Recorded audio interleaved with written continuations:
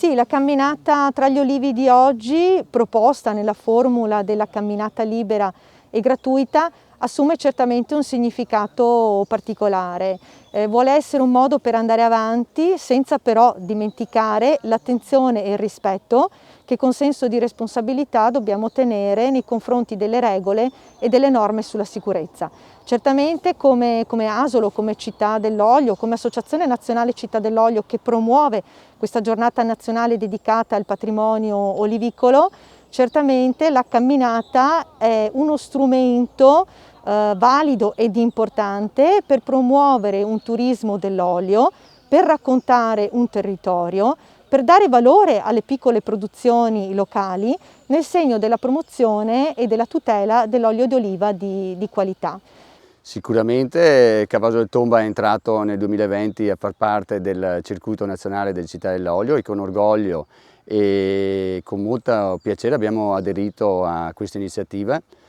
Il bello di questa iniziativa è che le 4 amministrazioni vicine, limitrofe, di Cavaso, Monfumo, Asolo e Maser hanno partecipato,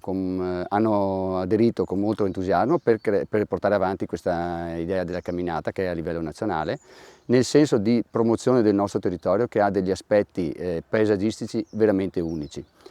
L'aspetto principale è proprio la collaborazione di 4 amministrazioni per un territorio molto ampio, quindi la nostra volontà è quella di collaborare assieme tra tutti per cercare di portare nel nostro territorio della gente, delle persone che possono godere del nostro panorama e del nostro olio. È la prima volta a livello nazionale che 4 comuni, Città dell'Olio, Maser, Asolo, Monfumo e Cavaso si uniscono insieme per organizzare la camminata tra gli olivi e rendere unica questa esperienza. Un ringraziamento come coordinatrice regionale delle Città dell'Olio, mi sento di rivolgerlo anche ai Lasi, un altro comune città del Veneto che oggi aderisce all'iniziativa. Un grazie lo rivolgo anche a tutte le associazioni, i volontari, le Proloco, che hanno supportato e accompagnato le nostre amministrazioni, perché senza il loro supporto e la rete con il territorio non sarebbe possibile realizzare e portare avanti questo tipo di iniziative.